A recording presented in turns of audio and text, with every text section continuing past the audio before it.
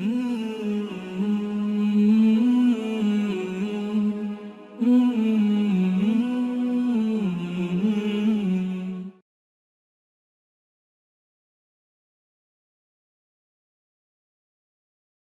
سلمہ بن عبد الرحمن، یہ عبد الرحمن بن عوف رضی اللہ عنہ ہیں، ابو سلمہ ان کے بیٹے تھے. انہوں نے سوال کیا سیدہ عائشہ صدیقہ رضی اللہ عنہا سے، کیونکہ ام المومنین کا گھر جو تھا وہ تعلیم گاہ تھا، ایک درس گاہ تھی، خواتین بھی آتی، لوگ بھی آتے اور پردے کے پیچھے آپ سے دین کے مسائل پوچھتے، احادیث سنتے. تو ایک بار انہوں نے پوچھا ان سے کیف کان صلاۃ رسول اللہ صلی اللہ علیہ وسلم فی رمضان، رسول اللہ صلی اللہ علیہ وسلم کی رمضان میں رات کی نماز کیسی تھی، رمضان میں آپ کا جو قیام تھا رات کا وہ کیسا تھا. فقالت ما کان رسول اللہ صلی اللہ علیہ وسلم لیزید فی رمضان ولا فی غیرہ علی 11 رکعۃ، کہ رسول اللہ صلی اللہ علیہ وسلم رمضان ہو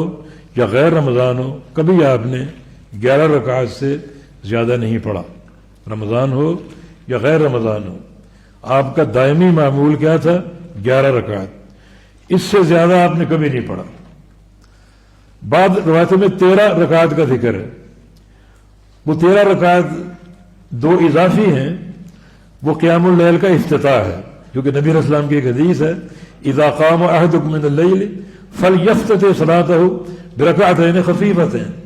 جب تم میں سے کوئی رات کے قیام کے لیے اٹھے تہجد کے لیے تو تہجد کا افتتاح جو ہے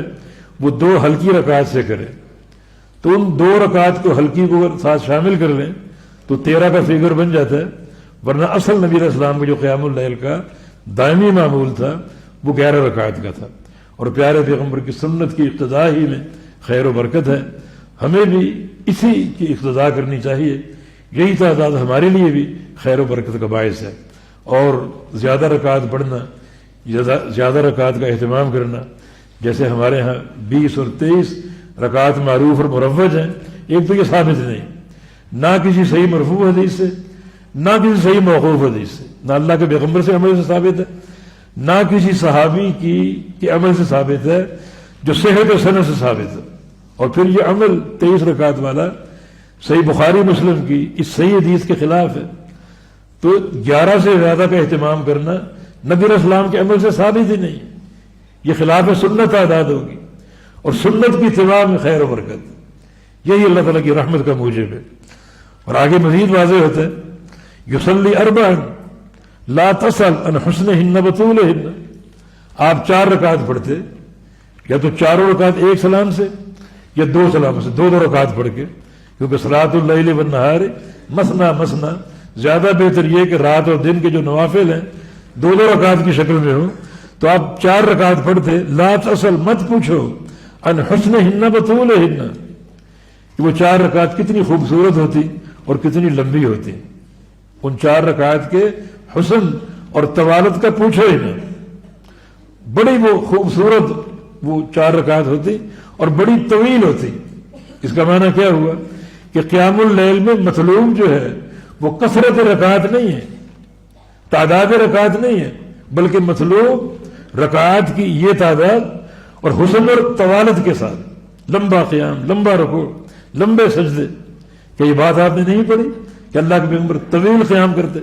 رکوع میں جاتے تو آپ کا رکوع بھی آپ کے قیام جیسا ہوتا، سجدے میں جاتے تو آپ کا سجدہ بھی آپ کے قیام جیسا ہوتا.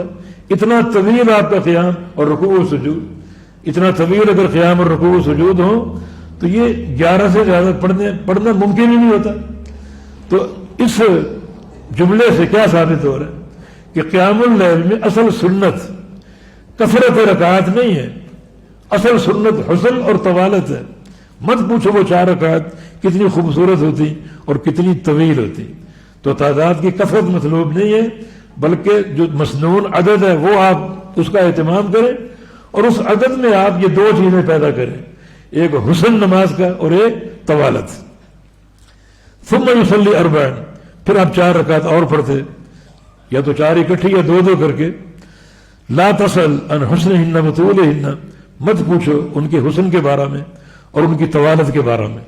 ثم یصلی 3، اور پھر آپ 3 رکعت پڑھتے وطر جس کا طریقہ حدیث میں موجود ہے، اکثر آپ کا عمل 2 رکعت پڑھ کے سلام پھیرنا اور ایک وطر الگ سے پڑھنا، کیونکہ وطر ایک ایسی نماز ہے جس کی تعداد ایک ہی رکعت ہے، شروع کے 2 نفل ہیں، یا پھر کبھی کبھی آپ نے یہ تینوں رکعت جو ہیں ایک ہی سلام سے پڑھی، بیچ میں سلام نہیں پھیرتے تھے اور نہ تشہد فرماتے تھے، ایک ہی سلام سے آپ نے 3 رکعت پڑھی. یہ عمل بھی حدیث ثابت. قالت عائشہ رضی اللہ عنہ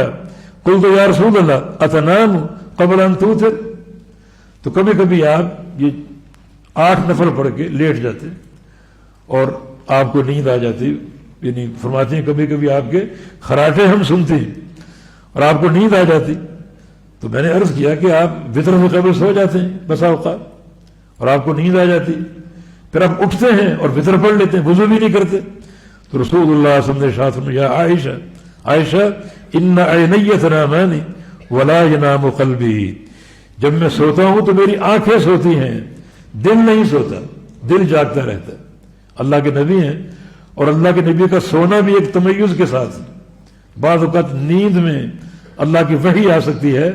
تاکہ دل بیدار رہے اس وحی کو ضبط کرنے کے لیے، تو آپ کا دل جاگتا رہتا ہے، تو نیند آپ کی ناقض وضو نہیں ہے، جو آپ کا دل بیدار ہے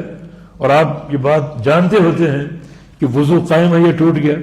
تبھی آپ صلی اللہ علیہ وسلم تھوڑا سا لیٹ جاتے اور بعد وقت نیند بھی آ جاتی اور وضو کیے بغیر آپ وطر پڑھ لیا کرتے تھے. یہ کچھ معمولات آپ کے رات کے قیام کے بارے میں، اور یہ قیام ایک صالحین کا طریقہ اور اللہ کے پیارے پیغمبر کی دائمی سنت ہے. بعض احادیث میں اور تعداد بھی آتی ہے، 4 نفل اور 3 وطر بھی آپ کا پڑھنا ثابت ہے، 6 نفل اور 3 وطر بھی پڑھنا ثابت ہے، 8 نفل اور 3 وطر آپ کا دائمی معمول تھا، اور 10 نفل اور 3 جو ہے وہ وطر یہ بھی آپ سے پڑھنا ثابت ہے. 10 اور 3 کی تعویل تو موجود ہے کہ 2 ہلکی رکعت سے آپ قیام اللیل کا آغاز کرتے، اور کبھی آپ نے 7 رکعت بھی پڑھی اور کبھی آپ نے 9 رکعت بھی پڑھی. بعض اوقات یہ وقت کو دیکھتے ہوئے کبھی آنکھ اگر لگ گئی اور لیٹ آپ بیدار ہوئے تو آپ کی رکعت کی تعداد کم ہو گئی، اور کبھی آپ وقت پر بیدار ہو گئے تو رکعت کی تعداد آپ کی پوری ہو گئی، لیکن تعداد آپ کی 11 سے زیادہ کبھی نہیں ہوئی، علاوہ 2 نوافل کے جن سے آپ قیام اللیل کا آغاز کرتے تھے.